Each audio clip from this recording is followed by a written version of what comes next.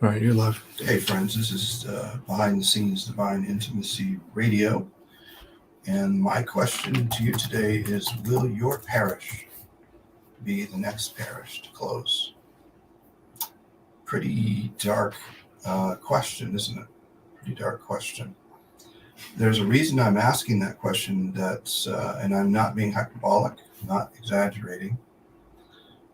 There's something on the horizon here that is stunning in its proportions and how little it's being talked about.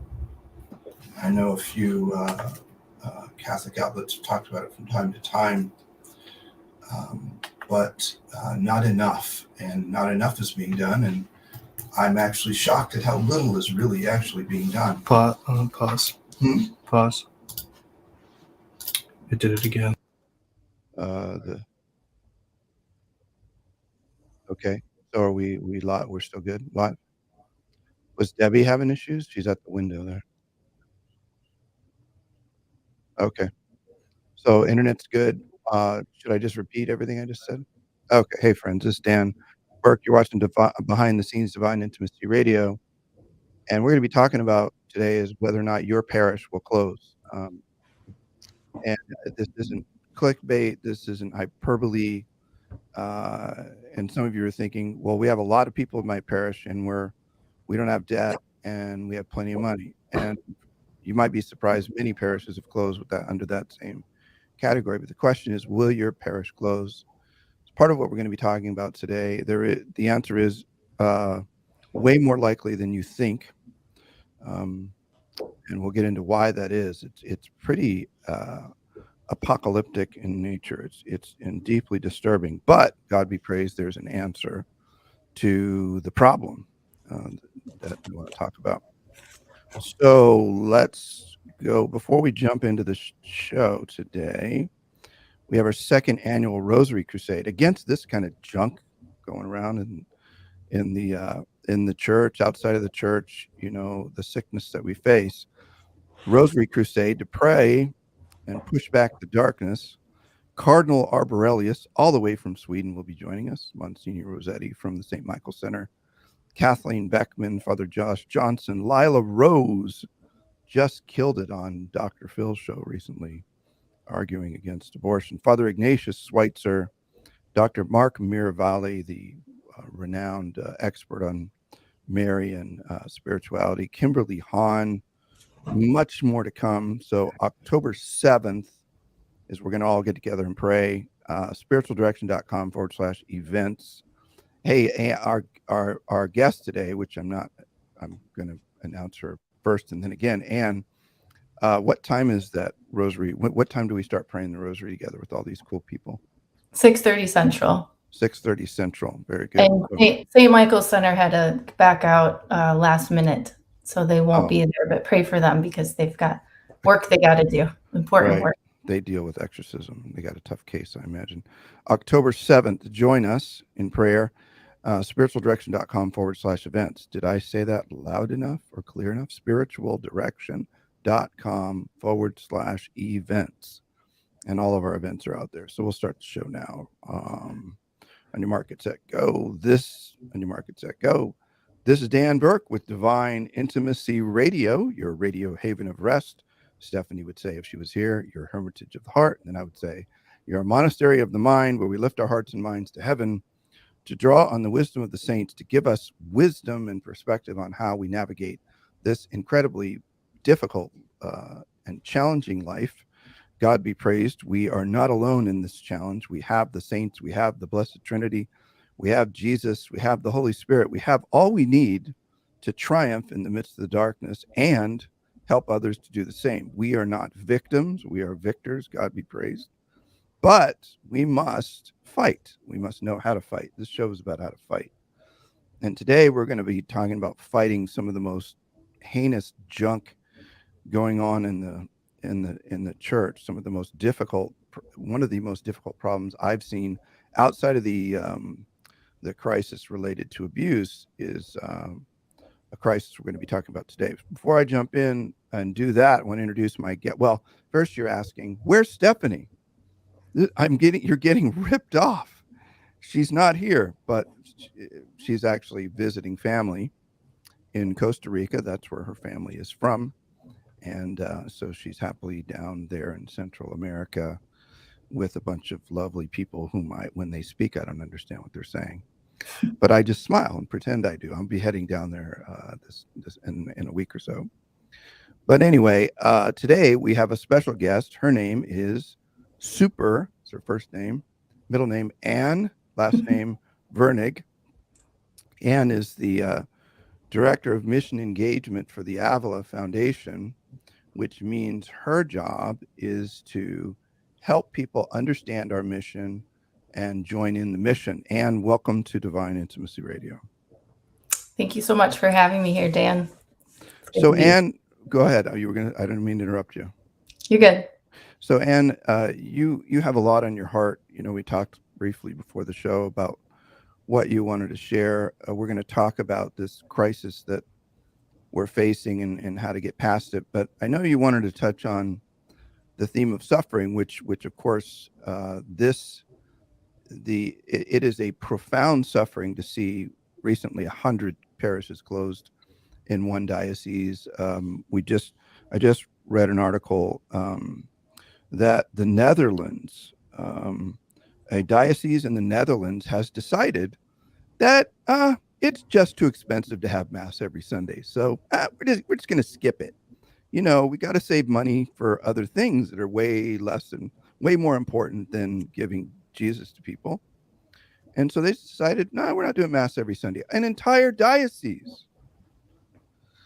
This is coming to America, friends. This is a corporate suffering that is going to devastate thousands, tens of thousands of Catholics.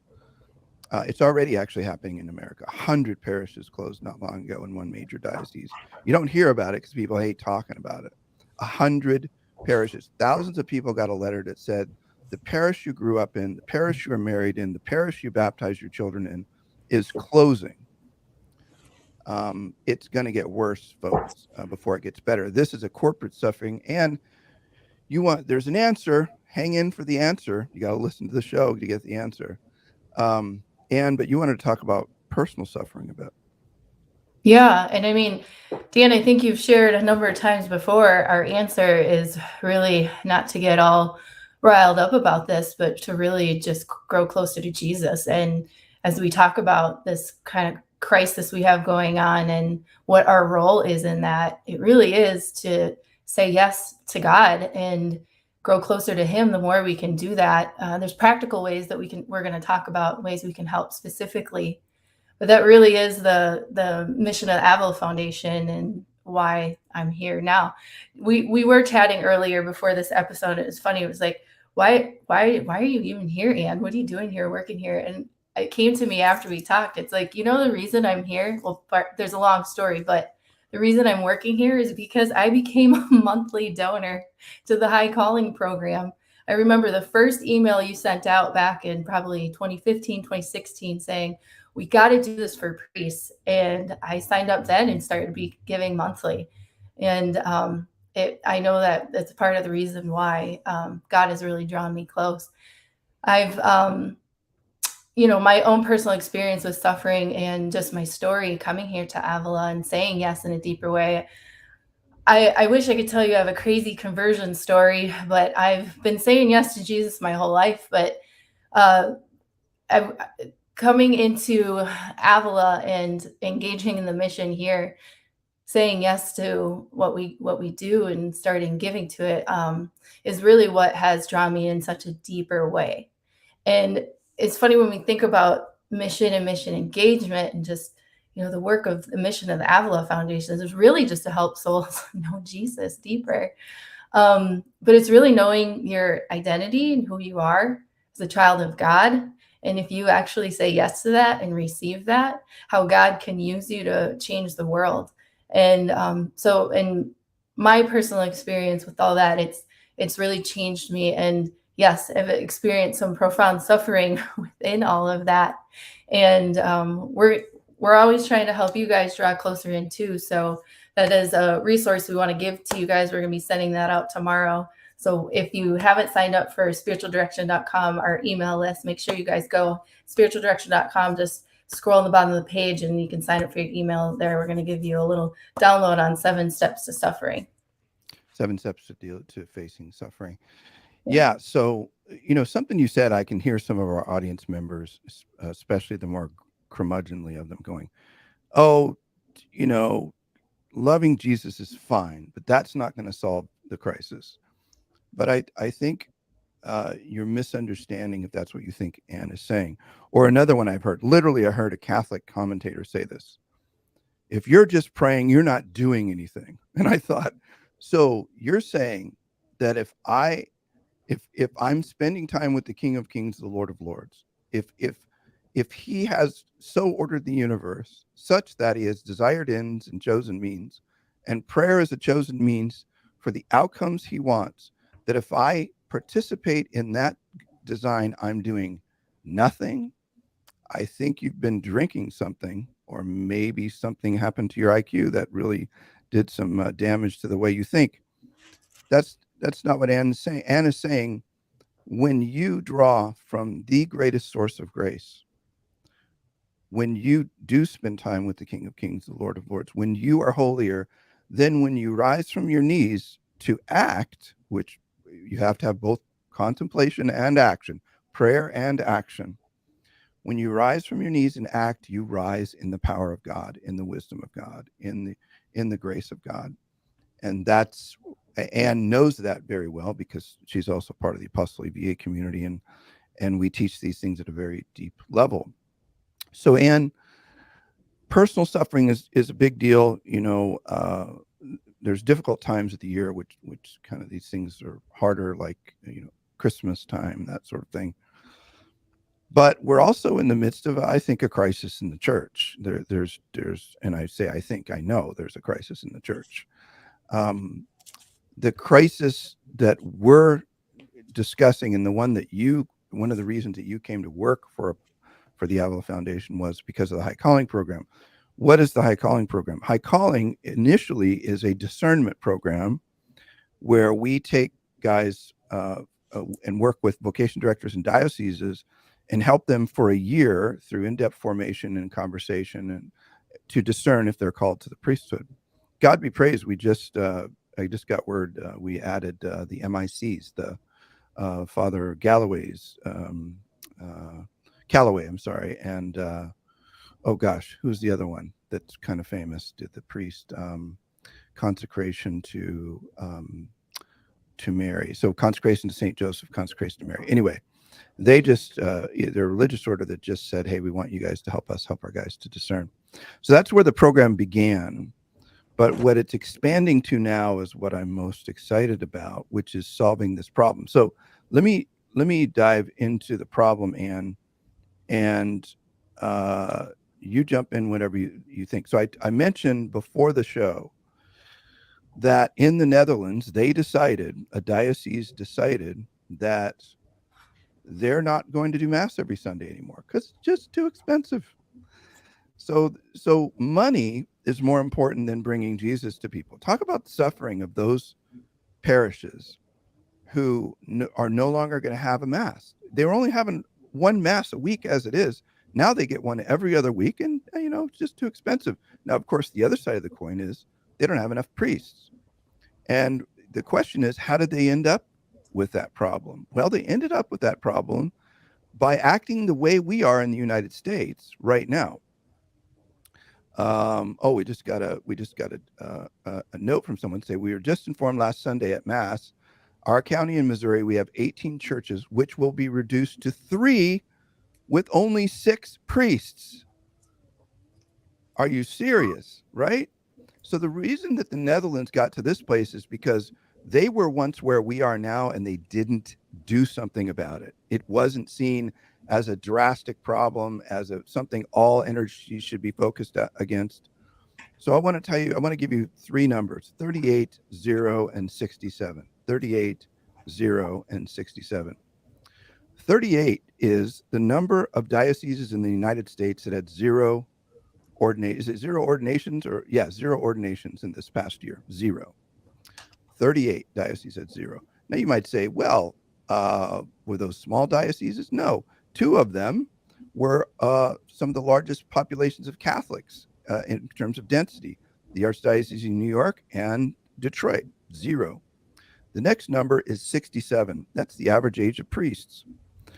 Do you see the collision coming with that number, Anne? Is it obvious to you? Or, I mean, am I being crazy with how strong I'm speaking about this problem? No, you're not, Dan. It's kind of absurd, and but as much as strong as you're being with the problem, I feel and I really believe the High Calling program is even stronger in its solution. I agree. Yeah. When we get back from the break, let's talk about the solution. I know you've been involved with communicating this and trying to bring clarity to those who can help. And there is a way that every single person listening can help. And we're going to tell them which way when we get back from the break. We'll be talking about a new expansion of the High Calling program to help solve this epic vocations crisis that is going to have us emptying churches and canceling masses all over the United States. But there is an answer if we will act, and we'll talk about that when we come back. Before we jump back in, guys, I want to tell you about, seems a little like not right to talk about these other things when we have such a serious thing, but these are important too. 2023 Avila Summit, the Marian Mystery and the Triumph of the Immaculate Heart, which is also part of the solution. So I don't feel so bad now that I read what I was gonna say. 2023 Avila Summit, the Marian Mystery and the Triumph of the Immaculate Heart, Shrine of the Most Blessed Sacrament in Hansville, Alabama, October of 2023. Claire Dwyer, Father John Burns, Father Ignatius Schweitzer, Sister Regina Marie Gorman, Bishop William Carey. Very exciting. Part of the answer in a huge way is the Blessed Mother and her prayers and the graces that the Lord has given her to give to us is a huge thing. Last thing I'll mention is masterpiece of the divine artist, St. Edith Stein's artistic vision of God. Dr. Elizabeth Mitchell is teaching this. I just want to tell you, I could listen to her all day, every day. Friday, October 28th is when you have to apply to the course by at the avila-institute.org. Can you put that comment back up on the screen, Jordan? Friday, so anyway, Avila Summit, go at SpiritualDirection.com /events and then avila-institute.org. Okay, back to the topic at hand. So on your mark, get set, go. This is Dan Burke. Welcome back to Divine Intimacy Radio. I'm here with Anne Vernig. She is the head of mission engagement, which means her job is to help you get engaged in solving problems in the church and helping people to be holy and all that good stuff. So Anne, we got a note from Darren Hayes. Same thing happening here in Newfoundland, Canada. They're selling off churches that the community had put here years ago. Selling off churches, by the way, that millions of dollars of donations built and millions of dollars funded. One of those happened in Colorado, and it's now a restaurant, which is very. I didn't really know what was going on until I went in and sat down and was eating, and I'm like, this looks like a church, and found out it was a church, and it broke my heart. But that's going to happen all over the United States.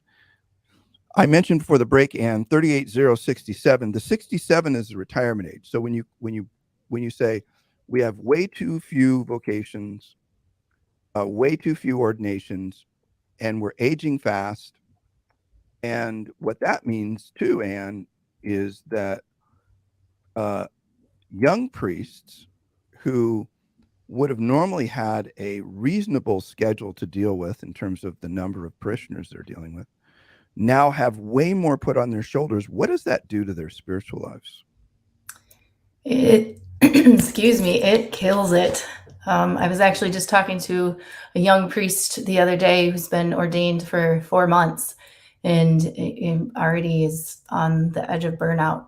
There's been being so much put on him that it's been really hard for him to enter into prayer and having to get really serious about making that commitment to keep making sure that they're praying every day, because otherwise the ministry and the tasks and the administration just becomes so much on top of what they're doing. And Yeah. So, and couple that with what does the average vocation director do on a daily basis? People might think, oh, well, they find vocations. I wish I had a buzzer noise. Do we can we get noises we can add, producer, someday? Buzzer. He's just smiling at me. Buzzer noise. What most of them do is multiple jobs.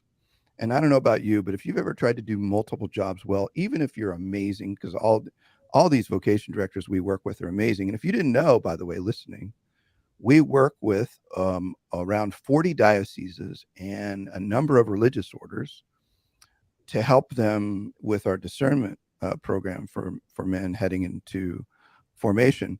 The other day we had a kickoff, and with one of the vocation directors mentioned how cool it was for the guys to come into a room where there were 75 other men, because they're from all over, but they're coming to us together and seeing all these, like, one, the power of a guy who's alone in a diocese and he's the only vocation, right? Coming into a room with 75 other guys who are from all over. It's like, oh, wow, there's others of me, we're in this together. I can do this. Oh, he looks like me. He talks like me. Oh, he thinks like me. Oh, there's another one, we can do this. So we're encouraging guys, but I want to shift to a new phase in the High Calling program that I'm super excited about. We just did a webinar about it the other day, and that is our High Calling Vocations Development app that we're producing, along with a national advertising campaign.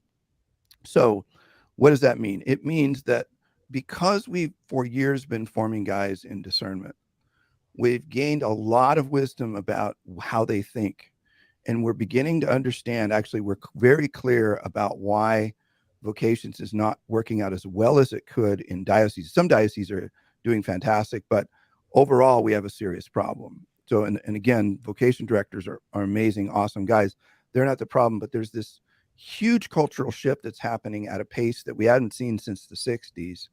It's causing a total disconnect, even between 35-year-old priests and 18-year-olds discerning the priesthood. That's not a huge gap, you would think, but it is causing a huge disconnect. But because we're with these guys all the time, because we're forming them, we're learning, and we've created an app designed with their feedback. You could say an app designed by them, which then we're going to put behind a national campaign, advertising campaign, which we can also do locally if a diocese wanted us to do that locally, where we're going to draw through social media that the guys mostly on. We've done the studies on which are the most, which apps do they use the most, and it's Instagram is by far number one. So we can reach these guys through an advertising campaign, bring them to this app, which is one step removed from the diocese. Why is that important? And Ann, jump in anytime. I have too many words today. So the app is one step removed from the diocese. Why is that good? A vocation director actually said that's really good, because a lot of time guys are afraid to talk to a vocation director. They think they have a magic power to suck them into to take them captive and suck them into a cleric's and now make them a priest against their will, or they're just afraid of dealing with the process, right? So we become a neutral third party, or second party, whatever the right terminology is, third party, where they can come safely in an anonymity with us, ask questions.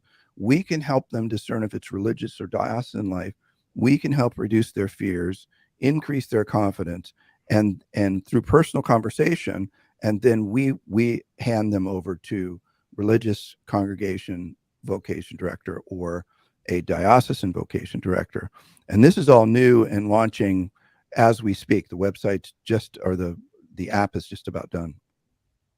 Yeah. And Dan, if I could just get back to what we were saying before with all of this, the mission of the Avila Foundation is really reproposing the mystical tradition of the church using modern means. We're all here together on the internet, and we can reach each other in amazing ways through this technology. And all of us are invited into this mission, into engaging it in your own way. Taking a class changed my life. Dan, it was your class, Foundations in Prayer with Union with God. Those of you listening that have taken classes with us and have been involved, I know you're all shaking your head yes right now. It is life-changing, it is transformational, and it is healing. We're doing the same thing for these guys that are discerning the priesthood. So what Dan is referring to, we need to help get these guys. And this is a new initiative for us, because it's not that, he said we have over 40 dioceses. We actually have more than that want to work with us, but a lot of dioceses don't have guys to send us. Right. So we want to help be a part of the solution and helping encourage guys in this culture. We have a crisis of not being able to receive love, Shame. being selfish. And it's just the culture we live in. All of us are fighting against it. Even just our cell phones in itself are a constant fight against God constantly. And so being part of the solution is drawing in, and that's what we really encourage all of you to help us with. And going back also to the beginning of our conversation about suffering, Dan, you and I have a very special relationship here at the Avila Foundation, because whenever I seem to say it's time, we have to raise some money, you suffer. You experience some really tremendous sufferings. And, maybe you could just share with us a little bit about, even last year, this really crazy accident that happened out of nowhere. And it was right when we started our end of the year campaign to say, hey, everybody, be a part of the solution. And what happened to you? Well, there were two things. One is it was some weird, inexplicable illness, and I ended up in the ER, and I had to have my stomach pumped, and there was no explanation for it. And then another one is I ended up crashing on a one wheel on a let's just call it a recreational vehicle that was only supposed to go, was programmed to go 11 miles an hour. When I woke up in the ER and checked my phone app, which controlled the thing, I had been going 20 miles an hour, and I wrecked into the concrete, and it caused my brain to bleed. So this year, my lungs are stopped working a bit, but it's okay, because I offer it up for the mission and what we're doing. And really, we need to suffer for the kingdom of God, and we need to suffer in terms of self-giving, in terms of offering up our prayers for this. Every single person listening can join with us in making sure your church, your parish, you have a personal interest, your parish doesn't close, making sure that your priests are holy. And that is, one, you can join a prayer team for us, for the Avila Institute, and praying for these guys.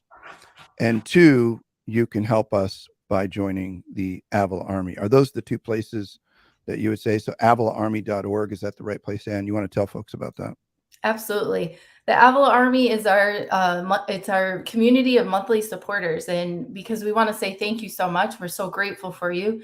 We try to give you as many resources as possible to help you grow in your own relationship with God. So check out on avilaarmy.org. There's different benefits for different levels of giving. And, even with our classes, you might say, there's no way I can take a class right now, I'm way too busy. Or, you might be a mom, 6 kids running around. And with the Avila Army giving at $50 a month, you can access all of our recorded classes in the School of Spiritual Formation. So you can listen to it while you're doing the dishes in the car, going to bed, whenever you want to. It's on demand for you. Some of these life-changing courses.